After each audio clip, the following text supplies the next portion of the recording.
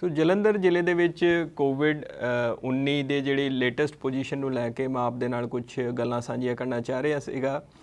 ਸੋ ਪਿੱਛੇ ਅਸੀਂ ਦੇਖ ਰਹੇ ਸੀਗੇ ਵੀ ਜਲੰਧਰ ਜ਼ਿਲ੍ਹੇ ਦੇ ਵਿੱਚ ਬਾਹਰ ਦੇ ਮਰੀਜ਼ ਜਿਹੜੇ ਸਟੇਟ ਤੋਂ ਬਾਹਰ ਦੇ ਮਰੀਜ਼ ਸੀਗੇ, ਦਿੱਲੀ ਤੋਂ, ਹਰਿਆਣਾ ਤੋਂ ਤੇ ਯੂਪੀ ਤੋਂ, ਆਲਮੋਸਟ ਸਾਡੇ ਕੋਲ 300 ਤੋਂ ਵੱਧ ਮਰੀਜ਼ ਬਾਹਰ ਦੇ ਆ ਗਏ ਸੀਗੇ ਤੇ ਉਹਦੇ ਕਰਕੇ ਸਾਡੇ ਹਸਪੀਟਲ ਦੇ ਉੱਤੇ ਕਾਫੀ ਰਸ਼ ਵੱਧ ਰਿਹਾ ਸੀਗਾ।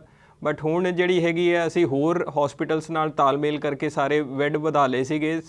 ਇਸ ਸਮੇਂ ਵੀ ਤਕਰੀਬਨ 20% ਜਿਹੜਾ ਪੇਸ਼ੈਂਟ ਹੈ ਉਹ ਸਟੇਟ ਤੋਂ ਬਾਹਰ ਦਾ ਹੈਗਾ। ਫਿਰ ਵੀ ਹੁਣ ਜਿਹੜੀ ਹੈਗੀ ਸਾਰੇ ਹਸਪਤਾਲਾਂ ਦੇ ਵਿੱਚ ਬੈੱਡਸ ਨੂੰ ਲੈ ਕੇ ਕੰਫਰਟੇਬਲ ਪੋਜੀਸ਼ਨ ਬਣੀ ਹੋਈ ਹੈ। ਇਸ ਸਮੇਂ ਜਿਹੜੇ ਸਾਡੇ 611 ਬੈੱਡ ਜਿਹੜੇ ਹੈਗੇ ਆਕਸੀਜਨ ਦੇ ਉਹ ਖਾਲੀ ਨੇ ਤੇ ਵੈਂਟੀਲੇਟਰ ਦੇ ਵੀ ਬੈੱਡ ਜਿਹੜੇ ਹੈਗੇ ICU ਬੈੱਡ 118 ਇਹ ਖਾਲੀ ਨੇ। ਸੋ ਇਸ ਸਮੇਂ ਜਲੰਧਰ ਡਿਸਟ੍ਰਿਕਟ ਦੇ ਵਿੱਚ ਬੈੱਡਸ ਨੂੰ ਲੈ ਕੇ ਕੋਈ ਵੀ ਦਿੱਕਤ ਪਰੇਸ਼ਾਨੀ ਵਾਲੀ ਗੱਲ ਨਹੀਂ ਹੈ। ਤੇ ਇੱਕ ਚੰਗੀ ਗੱਲ ਜਿਹੜੀ ਮੈਂ ਪਿਛਲੇ ਲਗਭਗ 2-3 ਹਫ਼ਤਿਆਂ ਦੇ ਟ੍ਰੈਂਡ ਦੇ ਵਿੱਚ ਪਿਛਲੇ 3-4 ਦਿਨਾਂ ਦੇ ਵਿੱਚ ਹੀ ਦੇਖਣ 'ਚ ਮਿਲੀ ਹੈ ਵੀ ਜਿੰਨੇ ਨਵੇਂ ਮਰੀਜ਼ ਆ ਰਹੇ ਨੇ ਡਿਸਚਾਰਜ ਵੀ ਉਹਨੇ ਹੋਣ ਲੱਗੇ ਨੇ। ਸੋ ਸਾਡਾ ਜਿਹੜਾ total patient number of patient ਜਿਹੜੇ ਆਕਸੀਜਨ ਬੈੱਡ ਜਿਹਨੂੰ ਅਸੀਂ ਲੈਵਲ 2 ਕਹਿੰਦੇ ਹਾਂ ਤੇ ਲੈਵਲ 3 ICU ਬੈੱਡ ਦੇ ਉੱਤੇ ਜਿਹੜਾ ਟੋਟਲ ਪੇਸ਼ੈਂਟ ਹੈ ਉਹ ਪਿਛਲੇ 3-4 ਦਿਨਾਂ ਦਾ ਇੱਕ ਸਥਿਰ ਬਣਿਆ ਹੋਇਆ। ਸੋ ਮੈਨੂੰ ਉਮੀਦ ਹੈ ਵੀ ਅਸੀਂ ਜਲੰਧਰ ਡਿਸਟ੍ਰਿਕਟ ਦੇ ਵਿੱਚ ਜਿਹੜਾ ਪੇਸ਼ੈਂਟ ਲੋਡ ਪੀਕ ਲੈਵਲ 'ਤੇ ਪਹੁੰਚ ਗਿਆ ਹੈ ਐਂਡ ਸਾਡੀ ਇਹੀ ਉਮੀਦ ਹੈ ਵੀ ਅੱਗੇ ਇਹ ਪੀਕ ਤੋਂ ਬਾਅਦ ਡਿਕਲਾਈਨ ਹੋਣਾ ਚਾਹੀਦਾ। ਸੋ ਸਾਡੀ ਇਸ ਸਮੇਂ ਬੈੱਡਸ ਨੂੰ ਲੈ ਕੇ ਇੱਕ ਕੰਫਰਟੇਬਲ ਸਿਚੁਏਸ਼ਨ ਬਣੀ ਹੈ ਤੇ ਮੈਂ ਇਹ ਆਸ਼ਵਾਸਨ ਦਿਵਾਉਣਾ ਚਾਹੁੰਦਾ ਵੀ ਜਲੰਧਰ ਨਿਵਾਸੀਆਂ ਨੂੰ ਵੀ ਕੋਈ ਘਬਰਾਉਣ ਦੀ ਇਸ ਬਾਬਤ ਲੋੜ ਨਹੀਂ ਹੈ। ਆਕਸੀਜਨ ਦੀ ਵੀ ਸਾਡੇ ਪਿੱਛੇ ਕਾਫੀ ਜਿੱਦਾਂ ਗਵਰਨਮੈਂਟ ਆਫ ਇੰਡੀਆ ਤੋਂ ਸਪਲਾਈ ਲਾਈਨ ਆਉਂਦੀ ਹੈ ਆਕਸੀਜਨ ਦੀ, ਉਹ ਵੀ ਅਸੀਂ ਕਾਫੀ ਜੰਗੀ ਪੱਧਰ 'ਤੇ ਆਕਸੀਜਨ ਦੇ ਉੱਤੇ ਕੰਮ ਕੀਤਾ ਤੇ ਬੋਕਾਰੋ ਤੋਂ ਵੀ ਅਸੀਂ special supply lines Jalandhar district ਦੇ ਵਿੱਚ ਇਨਸ਼ੋਰ ਕੀਤੀਆਂ ਨੇ। ਸੋ ਟਰੱਕ ਸਾਡਾ ਜਿਹੜਾ ਬੋਕਾਰੋ ਤੋਂ ਆ ਰਿਹਾ ਹੈ ਉਹ ਬਿਲਕੁਲ ਅਨਲੋਡ ਕਰਕੇ ਉਹਨੂੰ ਫਾਸਟ ਤਰੀਕੇ ਨਾਲ ਪਹੁੰਚਾਉਣ ਲਈ ਅਸੀਂ ਉਹਨੂੰ 에ਅਰਕ੍ਰਾਫਟ ਤੋਂ 에ਅਰਲਿਫਟ ਕਰਾ ਰਹੇ ਹਾਂ। ਸੋ ਜਿਹੜਾ ਵੀ ਜਲੰਧਰ ਨੂੰ ਟਰੱਕ ਬੋਕਾਰੋ ਤੋਂ ਆ ਰਿਹਾ ਉਹਨੂੰ ਅਸੀਂ ਚੰਡੀਗੜ੍ਹ 에ਅਰਫੋਰਸ ਭੇਜ ਕੇ 에ਅਰਫੋਰਸ ਦੇ ਹਵਾਈ ਜਹਾਜ਼ ਦੇ ਵਿੱਚ ਲੋਡ ਕਰਕੇ ਬੋਕਾਰੋ ਭਿਜਵਾ ਰਹੇ ਹਾਂ ਤਾਂ ਕਿ ਸਾਡਾ ਟਰਨ ਅਰਾਊਂਡ ਟਾਈਮ ਘਟੇ। ਇਹ ਕਰਕੇ ਸਾਡਾ ਜਿਹੜਾ ਪਿਛਲੇ ਹਫ਼ਤੇ 10 ਦਿਨ ਦੇ ਵਿੱਚ ਅਸੀਂ ਆਕਸੀਜਨ ਦੀ ਵੀ ਸਥਿਤੀ 'ਤੇ ਪੂਰਨ ਤੌਰ 'ਤੇ ਕਾਬੂ ਪਾ ਲਿਆ। ਹੁਣ ਸਾਡੇ ਕੋਲ ਜਿਹੜੇ 2 ਪਲਾਂਟ ਸੀਗੇ ਉਹ ਸਾਰਿਆਂ ਦੇ ਵਿੱਚ ਲਿਕੁਇਡ ਆਕਸੀਜਨ ਫਿਲਡ ਨੇ, ਜਿੱਥੇ ਥੋੜ੍ਹਾ ਜਿਹਾ ਜਿਹੜੇ 에ਅਰ ਸੈਪਰੇਟਰ ਯੂਨਿਟ ਵੀ ਲੱਗੇ ਨੇ ਉਹ ਵੀ ਕੰਮ ਕਰ ਰਹੇ ਨੇ ਤੇ ਤੀਜਾ ਪਲਾਂਟ ਵੀ ਜਿਹੜਾ ਸਾਡਾ ਨਹੀਂ ਚੱਲ ਰਿਹਾ ਸੀ ਉੱਥੇ ਵੀ ਅਸੀਂ ਲਿਕੁਇਡ ਆਕਸੀਜਨ ਦਾ ਰਿਜ਼ਰਵ ਕ੍ਰੀਏਟ ਕਰ ਲਿਆ। ਸੋ ਪੂਰੇ ਪੱਖੋਂ ਸਾਡੀ ਜਿਹੜੀ ਹੁਣ ਬੈੱਡਸ ਤੇ ਆਕਸੀਜਨ ਅਵੇਲੇਬਿਲਿਟੀ ਦੀ ਜਲੰਧਰ ਡਿਸਟ੍ਰਿਕਟ ਦੇ ਵਿੱਚ ਪੂਰਨ ਰੂਪ ਤੋਂ ਫੁੱਲ ਤਿਆਰੀਆਂ ਨੇ। ਇੱਕ ਅਸੀਂ ਪਿੱਛੇ ਪੇਸ਼ੈਂਟਸ ਦੀ ਥੋੜ੍ਹੀ ਹੋਰ ਦਿੱਕਤ ਆ ਰਹੀ ਸੀਗੀ, ਹੌਲੀ ਹੌਲੀ ਉਹਨਾਂ ਨੂੰ ਵੀ ਐਡਰੈਸ ਕਰ ਰਹੇ ਵੀ ਅੱਜ ਕੱਲ੍ਹ ਕੀ ਦੇਖਣ 'ਚ ਆਇਆ ਟ੍ਰੈਂਡ ਵੀ ਕੋਵਿਡ ਦੇ ਮਰੀਜ਼ ਕੋਵਿਡ ਤੋਂ ਤਾਂ ਉਹ ਰਿਕਵਰ ਕਰ ਜਾਂਦੇ ਨੇ ਤਾਂ ਕੋਵਿਡ ਉਹਨਾਂ ਦੀ ਨੈਗੇਟਿਵ ਰਿਪੋਰਟ ਆ ਜਾਂਦੀ ਹੈ। ਫਿਰ ਵੀ ਉਹਨਾਂ ਦੀ ਜਿਹੜੀ ਹੈ ਆਕਸੀਜਨ ਰਿਕੁਆਇਰਮੈਂਟ ਰਹਿੰਦੀ ਹੈ ਵੀ ਉਹਨਾਂ ਦੀ ਜਿਹੜੀ ਆਕਸੀਜਨ ਸੈਚੂਰੇਸ਼ਨ 95% ਨੈਚੁਰਲ ਨਹੀਂ ਰਹਿੰਦੀ ਤੇ ਉਹਨਾਂ ਨੂੰ ਹਸਪੀਟਲਸ ਪ੍ਰੈਸਕ੍ਰਾਈਬ ਕਰ ਰਹੇ ਸੀਗੇ ਵੀ ਤੁਸੀਂ ਆਕਸੀਜਨ ਸਿਲੰਡਰਸ ਘਰੇ ਰੱਖ ਲਓ। ਉੱਥੇ ਦਿੱਕਤ ਇਹ ਆ ਰਹੀ ਸੀਗੀ ਵੀ ਕਿਉਂਕਿ ਆਕਸੀਜਨ ਸਿਲੰਡਰਸ ਜੇਕਰ ਬਹੁਤ ਜ਼ਿਆਦਾ ਘਰ ਚਲੇ ਜਾਣਗੇ ਤਾਂ ਕਈ ਵਾਰ ਹਸਪਤਾਲਾਂ ਦੇ ਰੋਟੇਸ਼ਨ 'ਚੋਂ ਨਿਕਲ ਜਾਂਦੇ ਨੇ। ਸੋ ਇਸ ਕਰਕੇ ਅਸੀਂ ਉਸ ਚੀਜ਼ 'ਤੇ ਥੋੜ੍ਹੀ ਰੋਕ ਲਗਾਈ ਸੀਗੀ।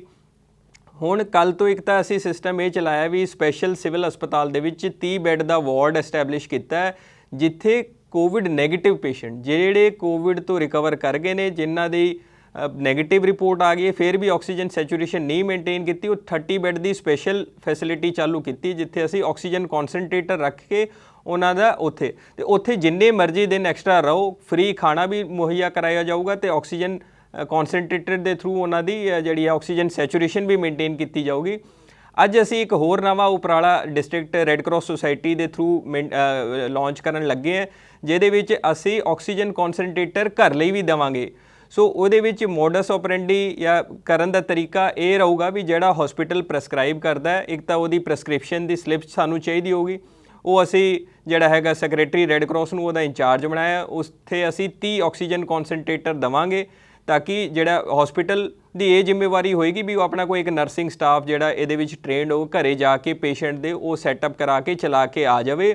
ਪਲੱਸ ਉੱਥੇ ਜਿਹੜਾ ਹੈਗਾ ਅਸੀਂ ਇੱਕ ਨੋਮੀਨਲ ਜਿਹਾ ਰੈਂਟ ਰੱਖਿਆ ਤਾਂ ਕਿ ਕੋਈ ਇਸ ਟਾਈਪ ਦਾ ਮਿਸਯੂਜ਼ ਨਾ ਹੋਵੇ ਵੀ ਜਿਨ੍ਹਾਂ ਨੂੰ ਲੋਡ ਨਹੀਂ ਹੈ ਉਹ ਵੀ ਲੈ ਰਹੇ ਹੋਣ ਆਕਸੀਜਨ ਕੌਨਸਨਟ੍ਰੇਟਰ।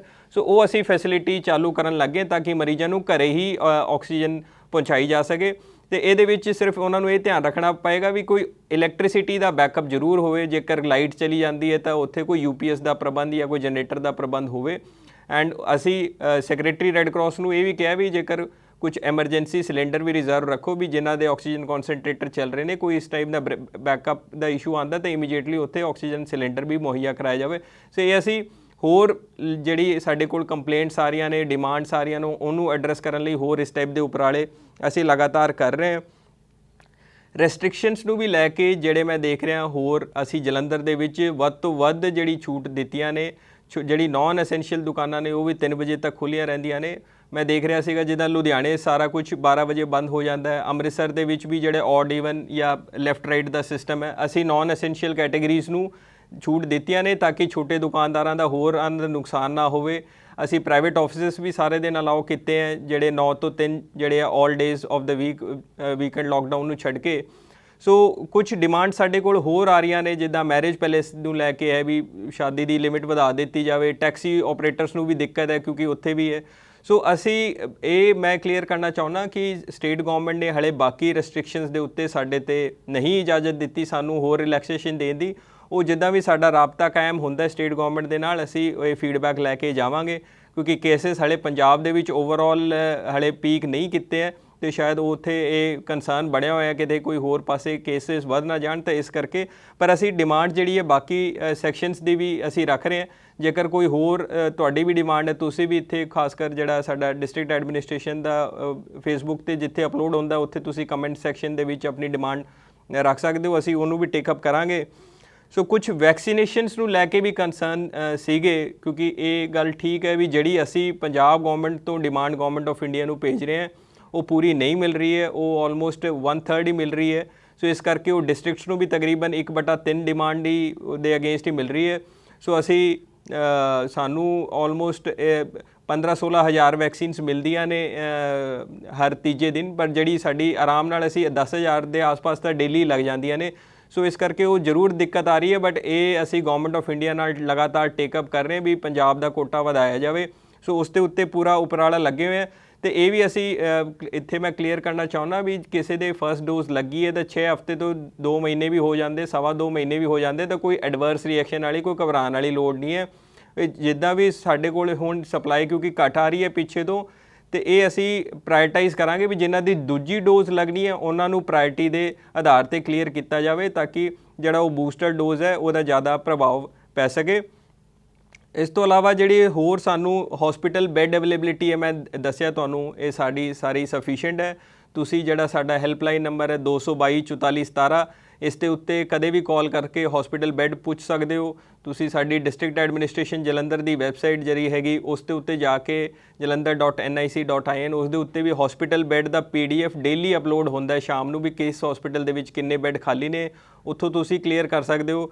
ਇਸ ਤੋਂ ਇਲਾਵਾ ਕਈ ਵਾਰ ਸਾਨੂੰ ਕਾਲ ਆਉਂਦੀ ਸੀਗੀ ਰੈਮਡੈਸਿਵਿਰ ਦੇ ਬਾਰੇ, ਹੋਰ ਦਵਾਈਆਂ ਦੀ ਤਾਂ ਨਹੀਂ, ਰੈਮਡੈਸਿਵਿਰ ਦੀ ਵੀ ਕਾਫੀ ਅਸੀਂ ਸ਼ਾਰਟੇਜ ਹੁਣ ਪੂਰੀ ਕਰ ਦਿੱਤੀ ਹੈ। ਹਸਪਤਾਲਾਂ ਦੇ ਵਿੱਚ ਤਕਰੀਬਨ ਰੋਜ਼ 400-500 ਰੈਮਡੈਸਿਵਿਰ ਦੇ ਇੰਜੈਕਸ਼ਨ ਭੇਜੇ ਜਾ ਰਹੇ ਨੇ। ਉਹ ਹਸਪਤਾਲਾਂ ਦਾ ਗਰੁੱਪ ਇੱਕ ਬਣਿਆ ਹੋਇਆ ਸਾਰੇ, ਉੱਥੇ ਵੀ ਅਸੀਂ ਪੋਸਟ ਕਰ ਦਿੰਦੇ ਵੀ ਕਿਸ ਹਸਪਤਾਲ ਨੂੰ।